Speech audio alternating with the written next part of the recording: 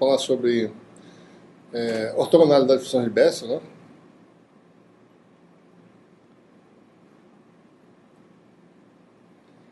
Também sobre funções de Bessel. Qual é o contexto em que essas funções formam um conjunto completo ortogonal, né? A expansão de funções.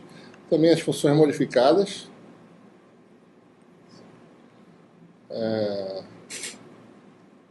De Bessel, né, no caso. E também, finalmente, isso não vai ser uma aula muito grande, não. A partir da semana que vem, a gente provavelmente vai ter um pouco mais longas aulas, só que meu curso da graduação vai terminar, eu já terminei parte da graduação, tem mais tempo aí. Pode começar mais cedo, talvez. Não precisa começar de 3, certo? Só comecei de 3 porque tem aula de manhã, na segunda e quinta. E, bom, daí a gente vai analisar a partir dessas funções especiais, problemas de valores de fronteira em cilíndricas. Tá?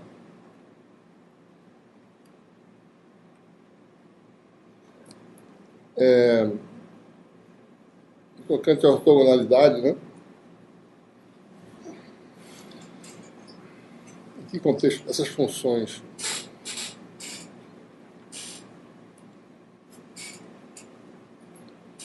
formam um conjunto ortogonal de funções, né? Considere aí a enésima raiz, tá certo?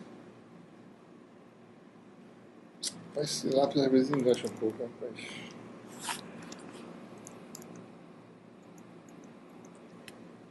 Esqueci de trocar a ponta, talvez. Está começando a ficar meio difícil de escrever com ele. Da função Jm, né? Xmn, vou chamar de Xmn, quer dizer, esse índice aqui quer dizer que essa é a enésima raiz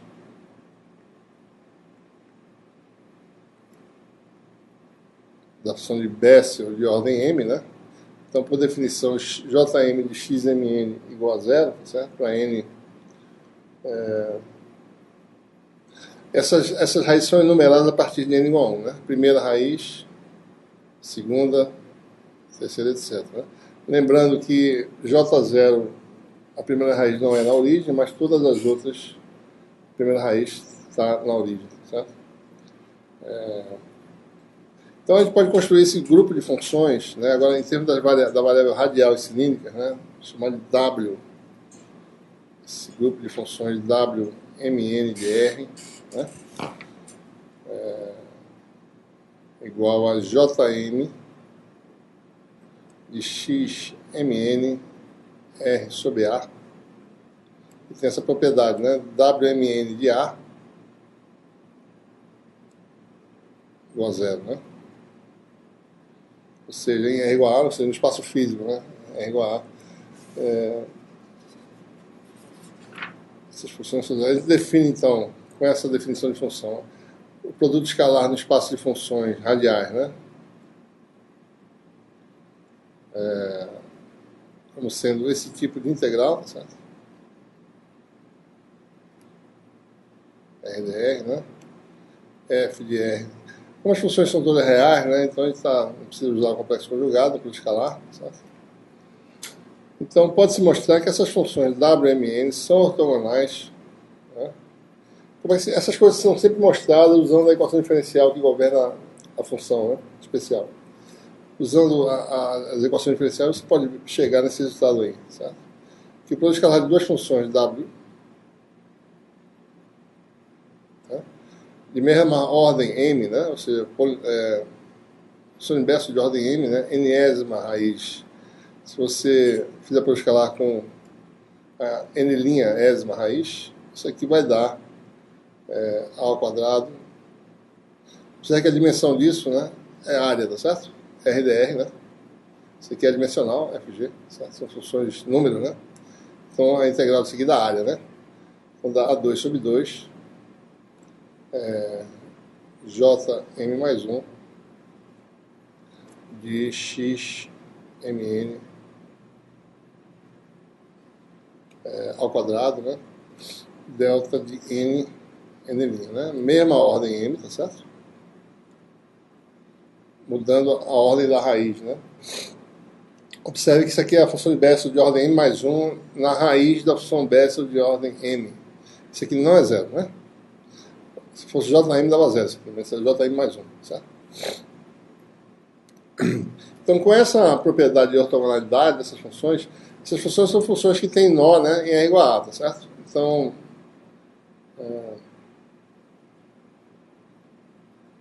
a W0N, né, seria algo assim, tá certo?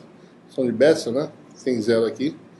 Função de Bessel de ordem zero, ela começa, né, argumento de 0 vale 1, e as outras são assim, né? As outras funções são assim, tá certo? A primeira raiz, aí você tem duas raízes, tá certo? E assim por diante. Mas todas amarradas nas extremidades, né? Então, com essa propriedade, né, de ortogonalidade, qualquer função radial, né, pode ser expressa uma expansão, né, um índice da raiz, né, na ordem da raiz. WMN de R, certo? E com essa definição pelo escalar que está aqui em cima, né, o coeficiente AMN é obtido pelo produto escalar direto, né, e sabendo já pelo escalar de duas funções de base. Está isso aqui, tá certo? Então, usando esse resultado, aplicando pelo escalar de ambos os meios, você tem que o AMN, né, é igual duas vezes pelo escalar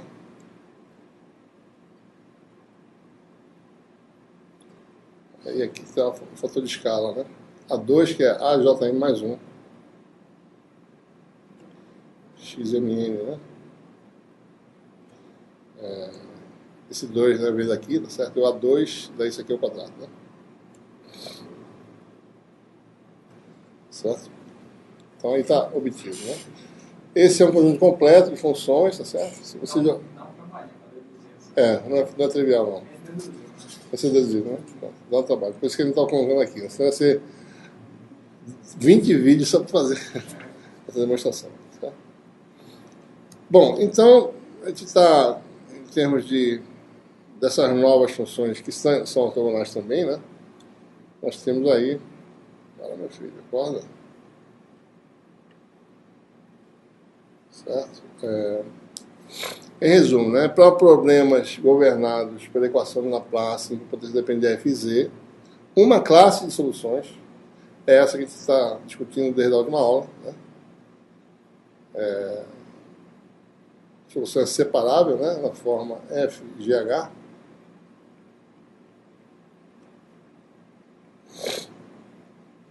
Certo? Isso aqui é uma propriedade que vai ser usada eventualmente. Né? A gente está só mostrando que tem essa questão aqui, tá certo? Mas que a gente obteve para uma classe de soluções. Né? F, a função H, né? A função do jeito que a gente separou as coisas. Né? H são funções oscilatórias, aliás, hiperbólicas. Né?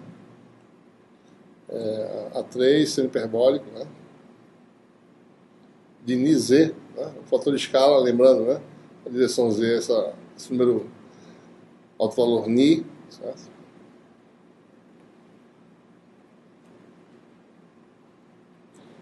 Para a função G, a gente tem função periódica com alto valor lambda, né? Chamando de A e B, A2, B2, certo? Sendo de lambda φ, né?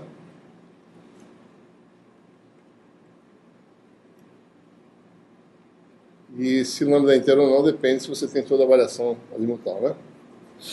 Finalmente, f de R, tivemos, para essa proposta de separação, para esse sinal de constante, né? Só deu isso por causa de um sinal que a gente escolheu, tá? Há um J lambda, né? De NR, mais B1, função segunda espécie aí da Neumann, né? NR, certo? Então, quem são os parâmetros Ni e lambda, a gente não sabe, depende do valor de fronteira que vai ser analisado, né? Ele que vai definir esses parâmetros, certo? Lambda e Ni, né? Por específico, né?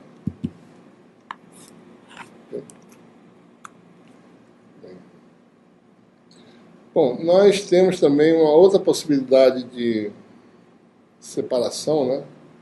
escolher um sinal. Se você tem as funções modificadas, né, agora, certo? Vou falar sobre isso.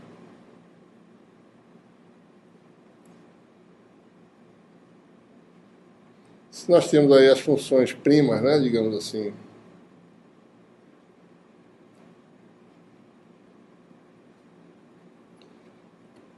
das funções seno e cosseno, né, temos também as primas das exponenciais, né, que são as modificadas. Tá? Então, deixa eu botar a equação aqui para não ter que escrever toda vez. Vamos botar aqui mesmo. A gente separou, né, vou pegar aqui.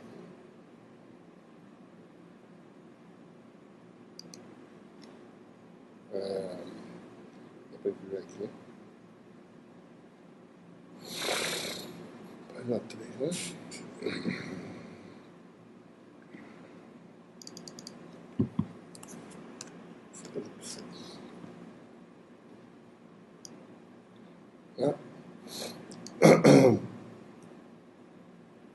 A gente, quando está fazendo o procedimento de separação de variáveis, a gente chegou nesse formato aí, né?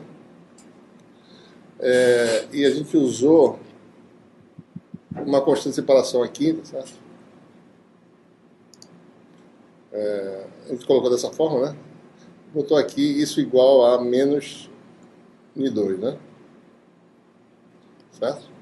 Isso gerou uma equação diferencial cuja solução é a função hiperbólica, né? Se eu tivesse colocado mais N2 aqui, ao invés de menos N2, isso é uma constante positiva de separação. Tá? Teria equação do tipo menos 1 sobre H, né? D2H dz2 igual a mais N2 agora, certo? Aliás, é o contrário, né? Era menos N2, não, era menos N2, certo? Agora passa a ser mais N2, né? E aí você tem essa equação diferencial, né? D2H dz2 mais N ao quadrado H igual a zero, né? E aí você tem a solução do tipo seno, né, de Nz, cosseno de Nz, né? A3 vezes isso, né, mais B3 vezes isso aqui, né? Seria a solução geral na variável Z, certo? Então o resto, né, tudo que... se você for analisar também a equação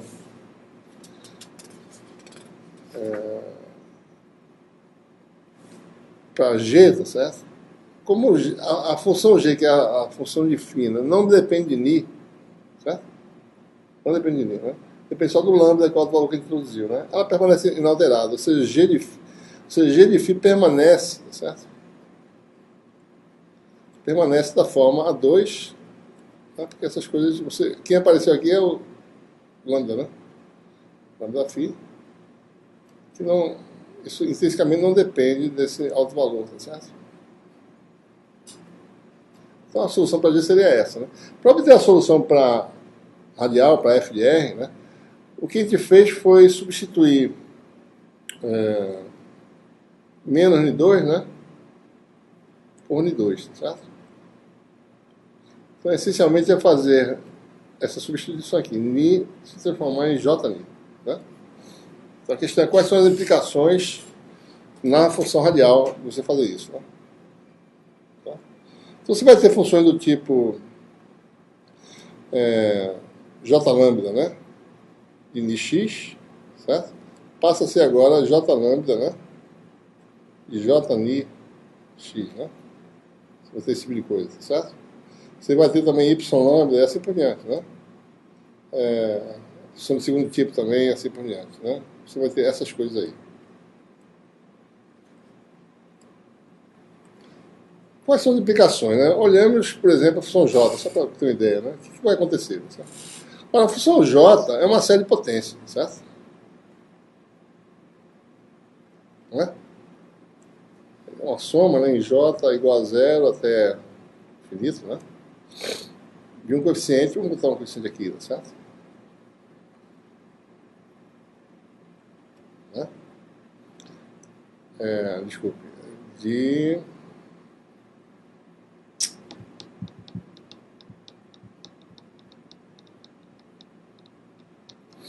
Não é isso não, né?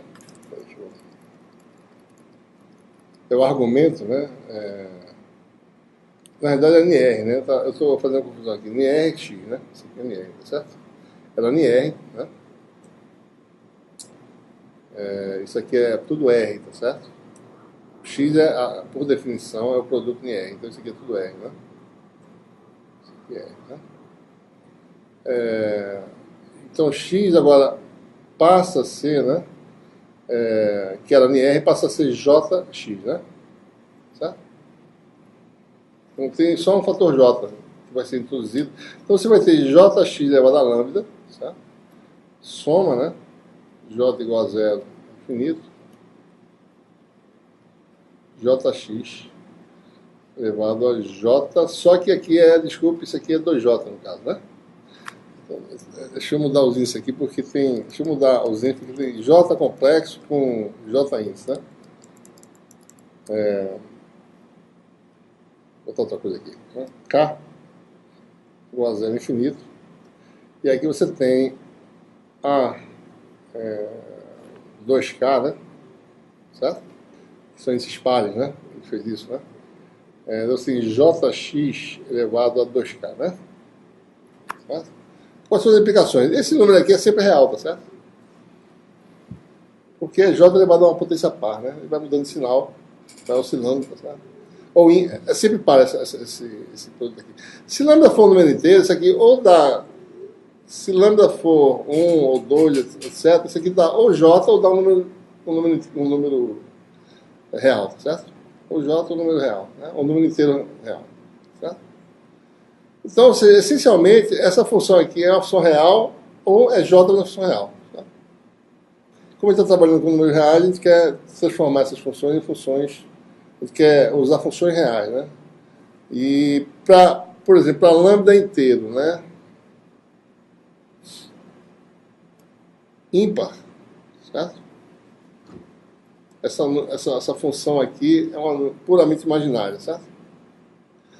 E para lambda inteiro par, ela é uma função real. Né? Então, nós temos novas funções, tá certo? E a gente vai definir as funções modificadas, as funções reais, né? Se vê que elas são, né? Por essa relação. E lambda, né? De x, por definição, né? É o número complexo j elevado a menos lambda. Por quê? Porque cancela aquele j elevado a lambda que eu mostrei agora há pouco, certo? J lambda jx, né? Então a gente tira o jx e bota no lugar o i lambda dessas funções modificadas, que são funções reais, tá certo? Mesmo que lambda seja ímpar, né? Então observe que, como para lambda ímpar essa função é puramente imaginária, para lambda ímpar isso aqui é um número puramente imaginário, isso produz a real, certo? Né? Então eu resolvo o problema para lambda para o ímpar. Certo? A de segunda espécie, essa é a função modificada de Bessel de primeira espécie. Né? A de segunda espécie é definida um pouquinho diferente, tá certo? A de segunda espécie é definida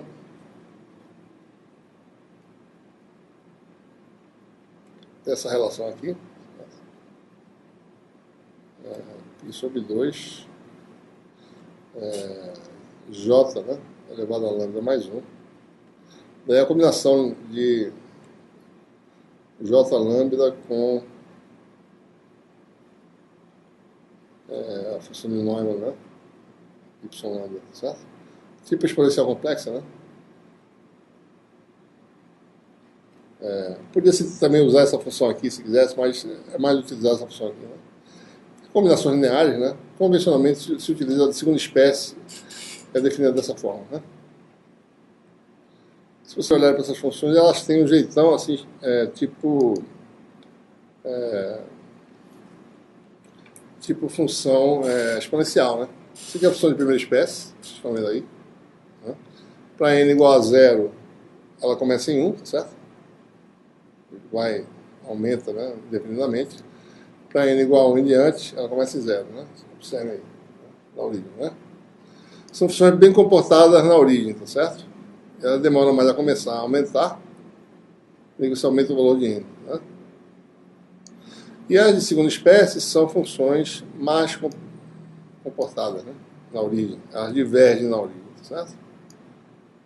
E elas vão para zero no infinito. São mais ou menos próximas, né? Parentes das exponenciais decrescentes, né? E essas parentes das exponenciais crescentes, né? E para n igual a zero, essa aqui vale 1, né? Modificada, certo? Ok. Tem algumas propriedades assintóticas que a gente vê a semelhança com as funções. Está faltando aqui para x pequeno, né? Mas para x grande eu tenho aqui uns.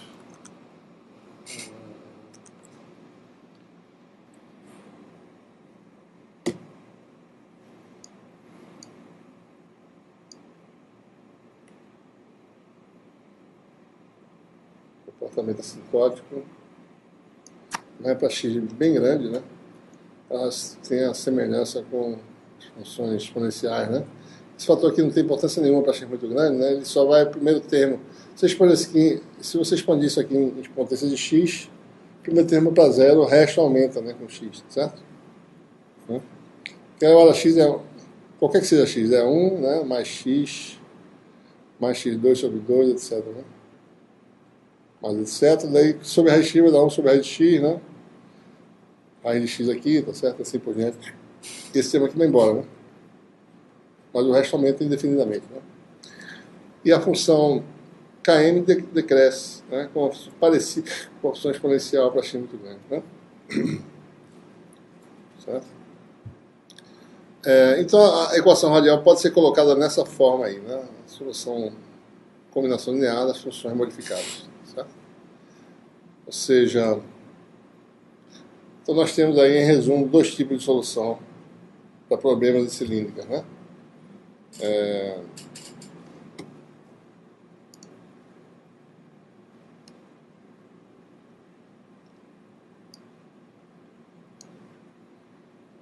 Tipo 1, tá certo? Ele vai chamar de tipo 1, né? Aquela em que a função radial são as funções originais de Bessel, né?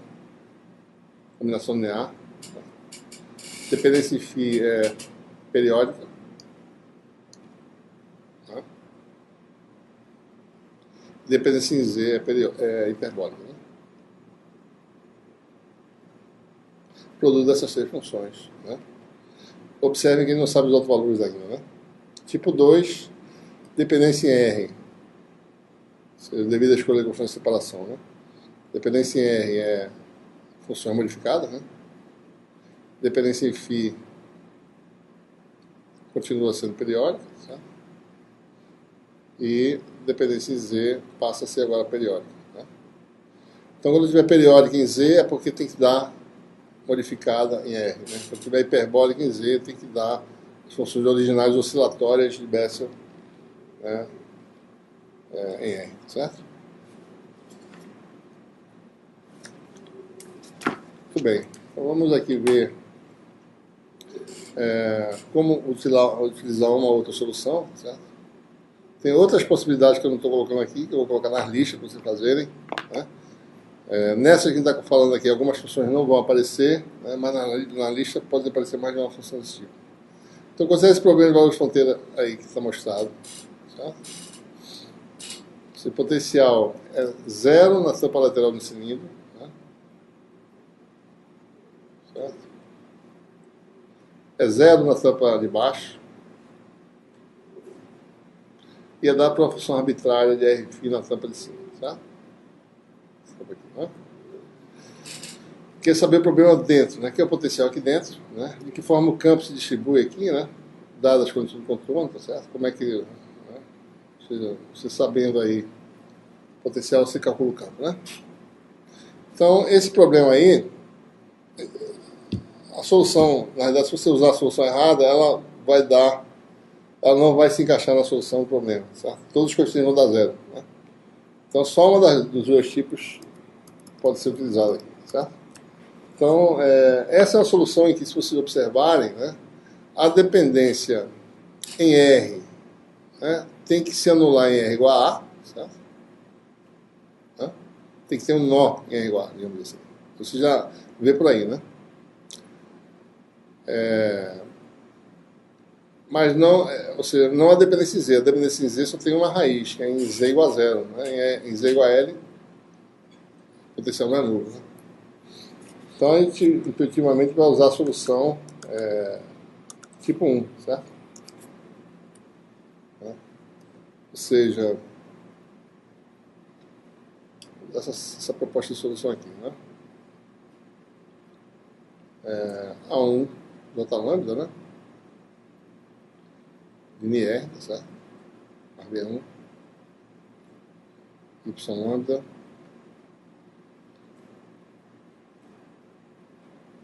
você tem aí a dependência em φ, seno, né? Cosseno.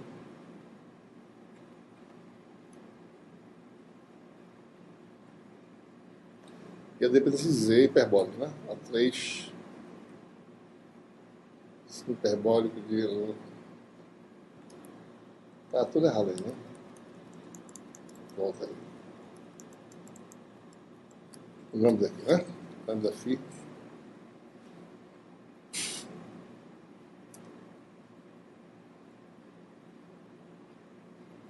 Solução tipo 1, né? Tá usando.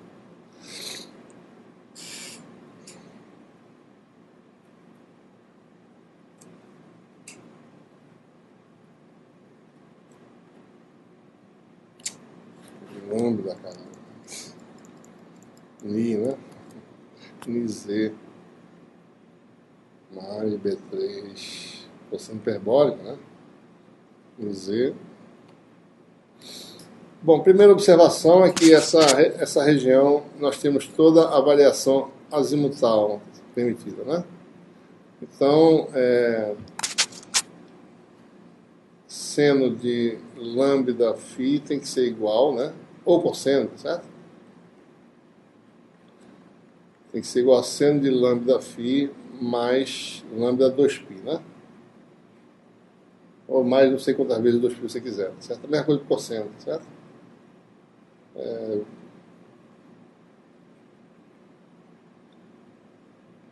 Isso vai ser verdade desde que lambda seja um número inteiro, certo? Então lambda é inteiro, né?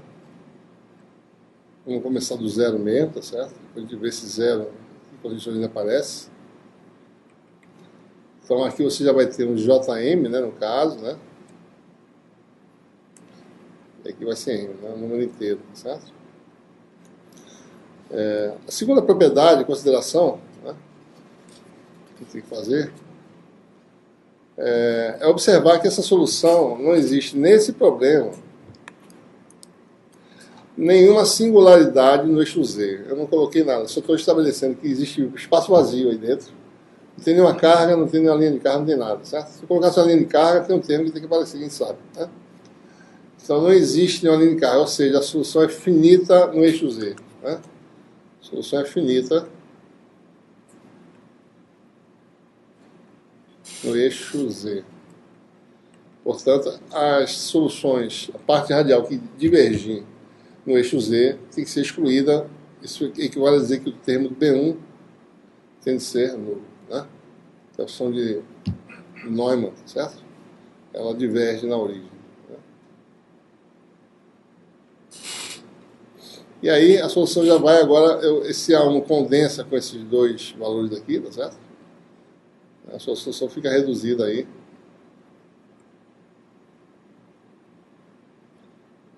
JM, né? De Ni R. Você tem a parte em φ, certo? Ainda, né? A duas linhas chamada 2, tá certo? Seno de Mφ, né? Mais B2 cosseno de Mφ. E aí tem a dependência, né? A3 seno hiperbólico, né?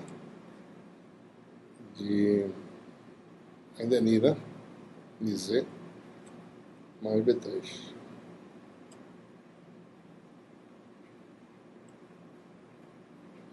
né? Bom, o que mais? O potencial é em φ igual a zero, o potencial é zero, né? Se eu fizer z igual a zero aqui, essa função desaparece, e fica essa função aqui em z igual a zero, na terceira consideração, né? Em z igual a zero significa só B3, porque o cosseno hiperbólico de zero é 1, certo? Então fica B3 vezes o resto, tá certo? B3 vezes a função de R e φ,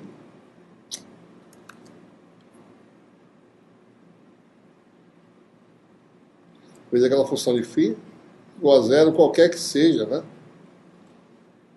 R entre 0 e A, né? E φ entre 0 e 2φ, né?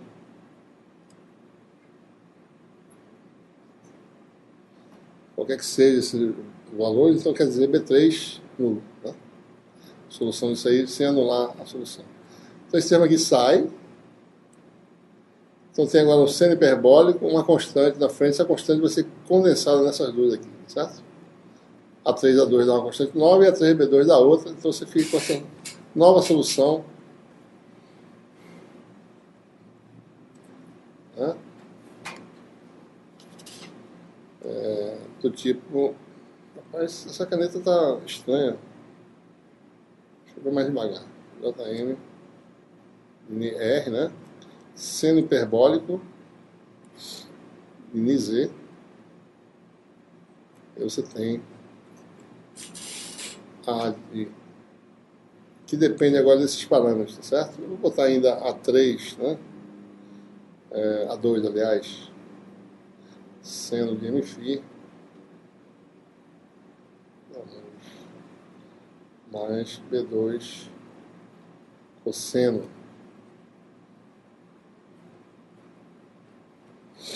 certo? E tem uma outra condição ainda, né? Em R igual a A, a potencial tem que ser zero, qualquer que seja φ variando de 0 a 2π, né?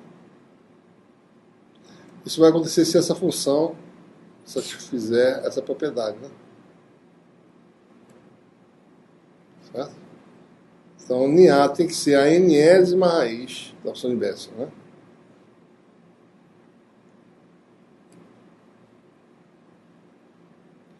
Certo? Começando em n igual a 1, né? Porque a raiz só é enumerada a partir de n igual a 1. Ou seja, Ni tem um valor, na realidade, Ni de Mn, né? Igual a xmn sobre A. Né? Certo? Então, com essas considerações, sem satisfazer a tampa de cima, nós temos uma família de soluções que eu vou agora... Ou seja, na realidade, agora aqui você tem n igual a 1, né, etc. E m vai de 0 em diante, né? Certo? Então, os autovalores agora têm valores mais restritos, discretos, né? E as nossas várias soluções satisfazem essas condições de contorno, né? Vamos chamar essas soluções de φ de Mn agora, né? E RFZ tem essa característica, né? JM, né? Tem essa estrutura aí, xmn R sobre A, né? Seno hiperbólico desse valor de Ni-Z, né? Que é xmn Z sobre A. E você tem essas funções. Vamos botar agora aqui A, Mn, né? São coeficientes seno de Mφ mais Bmn cosseno de Mφ. E finalmente ele faz a condição de contorno em Z igual a L, né? E cilindro tem altura L, né? Z igual a L, que quer impor que o potencial seja dado por uma função arbitrária. Né? Ora, uma dessas funções, como é a função arbitrária, essa função sozinha, uma delas, né? Isso aqui é um harmônico, digamos assim, né? Isso aqui é um modo normal do sistema, né? Uma função dessa não satisfaz sozinha, então vamos usar todas as combinações possíveis. Então vamos forçar que V de Rφ seja uma combinação de todas as possibilidades de Mn, tá certo? Dessas funções aqui. Soma em M, né? Em todos os valores. Soma em N em todos os valores. Tá? Em Z igual a L aqui, tá certo? Então aqui vai ficar... Você vai botar assim, isso aqui é um fator fixo, né? Isso aqui não varia, né? L sobre A. Aí aparece a função Jn, né?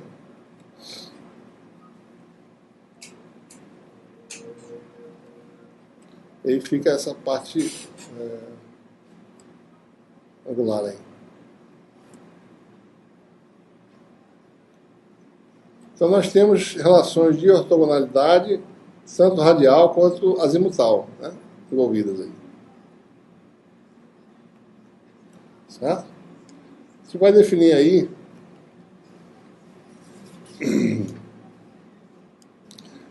vamos olhar essas funções, só relembrar, nessas funções azimutais aí, né? O MVM, certo? O M de φ, né? É a função seno, certo? E Vm de φ é a função cosseno, né? Elas têm relações de ortogonalidade, né? Produto escalar nesse domínio φ de 0 a 2π de duas funções não precisa de conjugado porque nós estamos em funções reais, f vezes g de φ, certo? Isso aqui define o produto escalar de duas funções, tá? Nesse domínio aí. Então essas funções têm essa propriedade de ortogonalidade, né? U com V dá sempre zero, tá certo? Produto escalar, né? U com U depende do índice, certo? E delta. Funções seno, né? E as funções cosseno.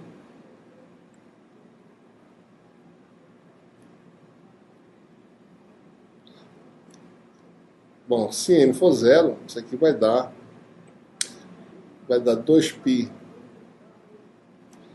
se m, vou botar assim, né?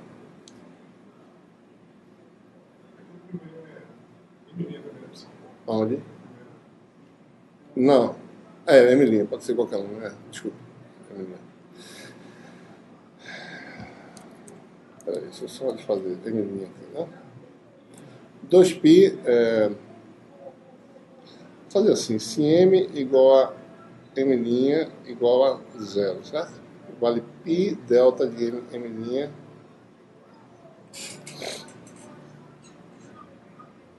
para ambos, né? Para qualquer um deles, M diferente de zero, certo?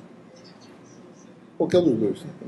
M é M' diferente de zero, né? O cosseno de zero dá 1, né? Então a função 1 é uma das funções, né? Pode um negócio desse. Passar um carro de som. Isso não pode acontecer, bicho. Vamos dar em vídeo, né, pro reitor assistir, né? Ele tá com raiva desse negócio. Fica medo, rapaz. O cara passando num campus onde né, ciência, academia vai pra propaganda, pô. E a guarda deixa é uma coisa ridícula essa coisa, né? Então nós temos aí, na parte azimutal, tá certo? E nós temos também aquela consideração que a gente fez anteriormente da função de Bessel, né? Essas funções são as funções W, né? W, M, N, que a gente falou anteriormente, né? Funções que têm nó em R igual a, certo?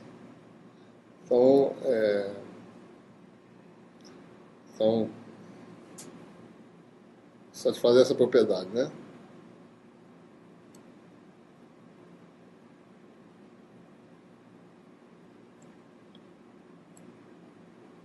Em mais um de xmn, né?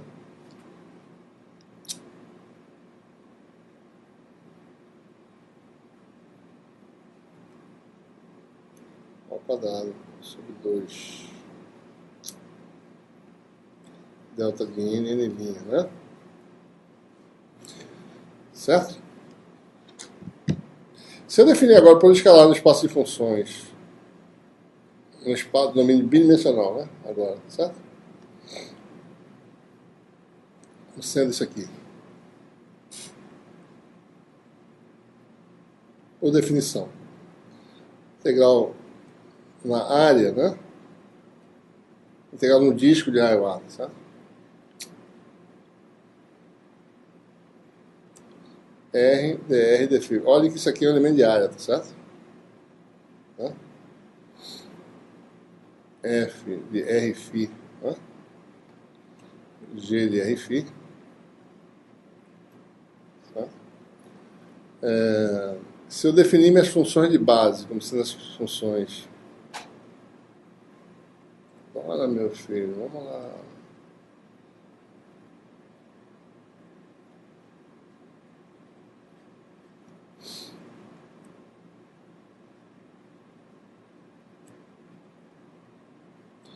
Wmn de R, né? Um M de φ, né? E V maiúsculo, certo? Mn.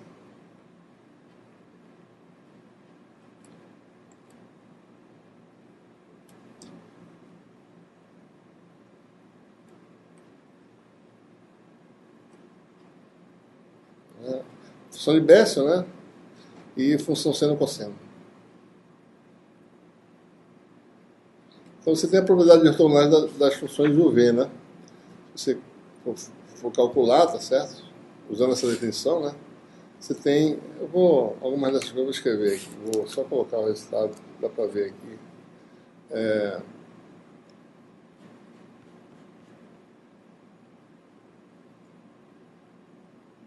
Chega nessas relações de ortogonalidade mais gerais ainda, certo? Né? Com essa definição que a gente acabou de fazer, né? Para ver. Com essa definição por escalar, tá certo? Ou seja, olhando para isso aqui, né?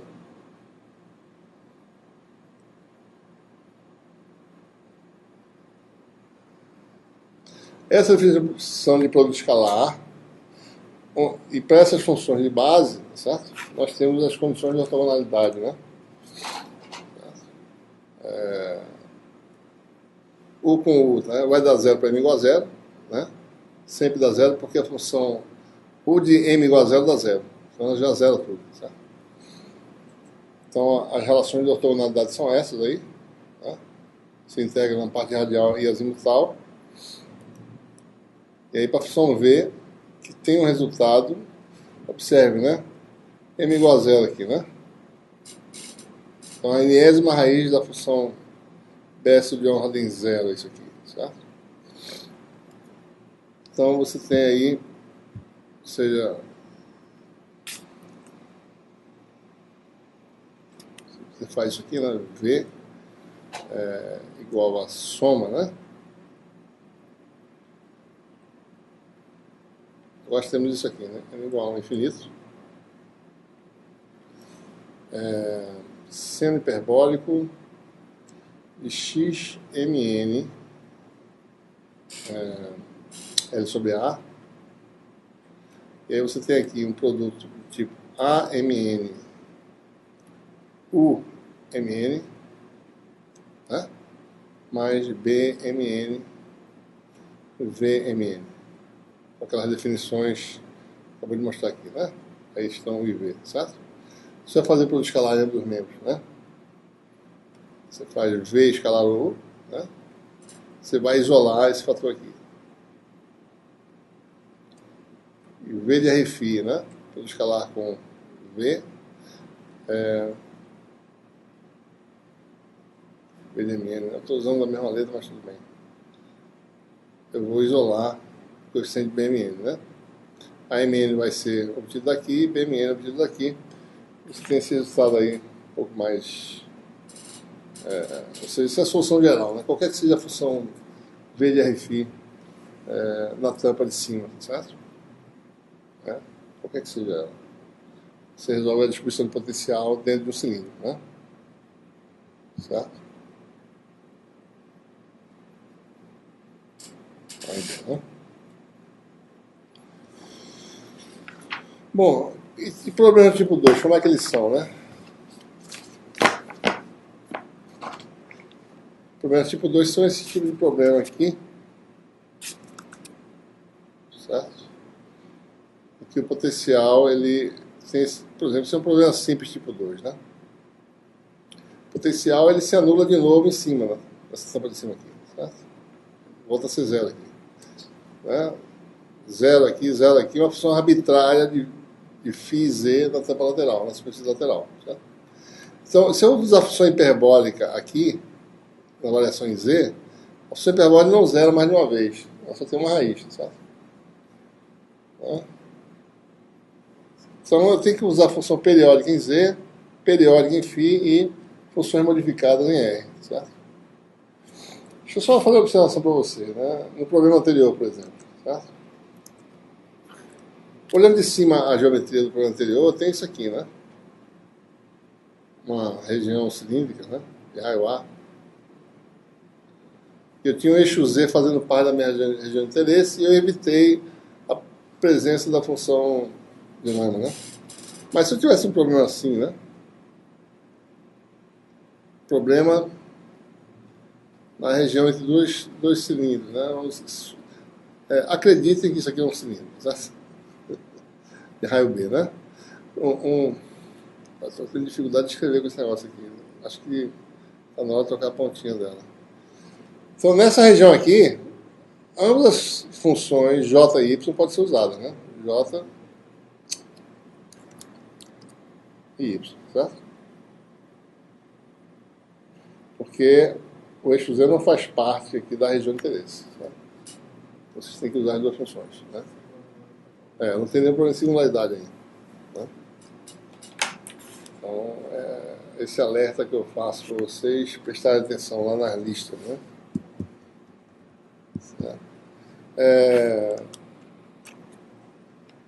Bom, então no problema tipo 2, o tipo de combinação que a gente vai usar, eu só vou agora ilustrar, né? Rapidamente. Mas não vai ter agora ortogonalidade na função radial, né? A ortogonalidade vai se refletir na função azimutal e na função axial, né? A função axial é também a função seno e cosseno, né? Então, e tem que zerar duas vezes. Então, aqui está a proposta de função, certo? Aqui, né?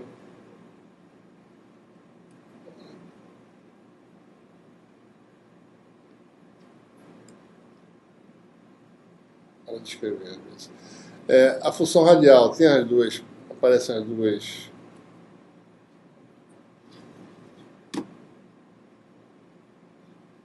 funções modificadas, né?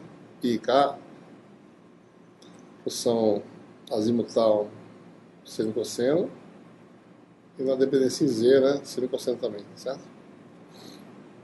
Então, solução finita no eixo Z, né? Para esse problema, o eixo Z não tem singularidade. Então, a função modificada, segundo essa função Km, né?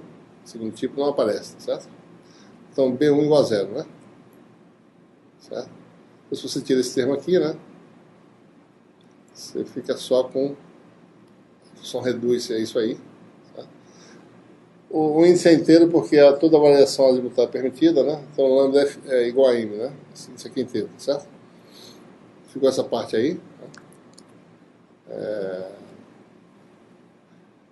Potencial nulo em Z igual a zero, tá certo? De novo, né? Esse termo aqui vai embora, tá certo? Z igual a zero, né? Porque esse termo é não nulo em Z igual a zero, né? Então, para você anular em Z igual a zero, esse termo tem que ser zero, tá certo? Você fica com essa função aí, né? E você agora aplica a condição de contorno em Z igual a L, daí você aparece um novo autovalor, tá certo? Porque essa função tem que zerar, né? Sendo de NL, tá certo?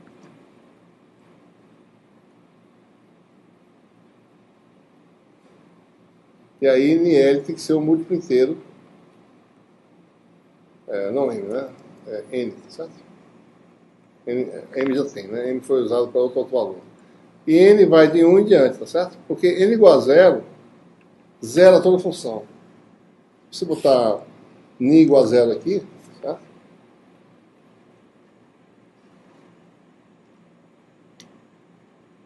Aqui, né? Então, essa função desaparece, certo? Então, N igual a 1 em diante, né? Então,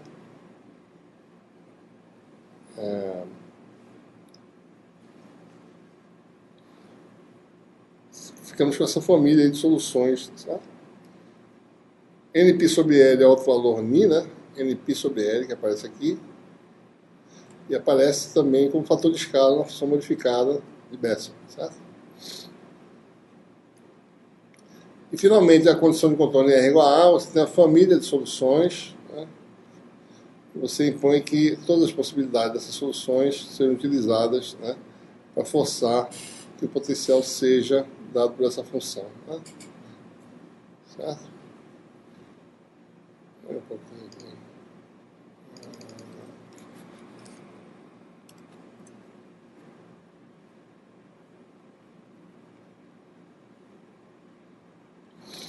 Certo? M varia de 0 em diante, né? Essa variável, tá certo? E M, lembrando, varia de 1 em diante, né? Certo?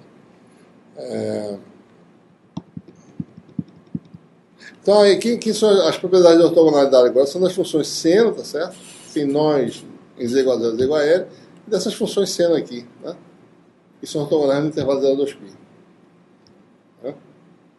Então, ficamos com essa, mais uma vez, né? A função U e V, como definido anteriormente, com aquelas propriedades de ortogonalidade, né? Certo? Define agora o produto escalar no domínio esse domínio aqui, né? E aí você tem produto escalar duas funções nesse domínio, integral de dz dφ de fg, certo? Semelhantemente, as funções de base agora passam a ser, isso aqui está errado, né? Isso aqui é U, né? Mn, né? E aqui é V de Mn, né? Ambas têm as funções seno aqui, certo? Então, as relações de ortogonalidade agora são simples de calcular, né? Essa função aqui, especificamente essa, né? Integral de seno de mpz sobre L, né? Seno de, desculpa, seno de np z sobre L, né? Seno de n' pi z sobre L, dz vai dar igual a 0 se n diferente de n', né? Vai dar π se n for igual a n', né? Isso aqui dá π delta, tá certo? E as outras relações de ortogonalidade no azimuth já falamos aqui já, né? Tá? Então, com essas propriedades, você obtém os coeficientes, né? E a solução final, certo? Bom, a gente termina aí essa parte de funções de Bessel, né? Governados pela equação de Laplace em cilíndrica, né? Na próxima aula a gente vai falar sobre quando o espaço é ilimitado, né? Ou seja, como se expõe funções em espaços limitados, ou seja, quem é a expansão de Fourier, né? Integral de Fourier, agora no caso de funções radiais, né? Certo? Uma dúvida aí, pessoal?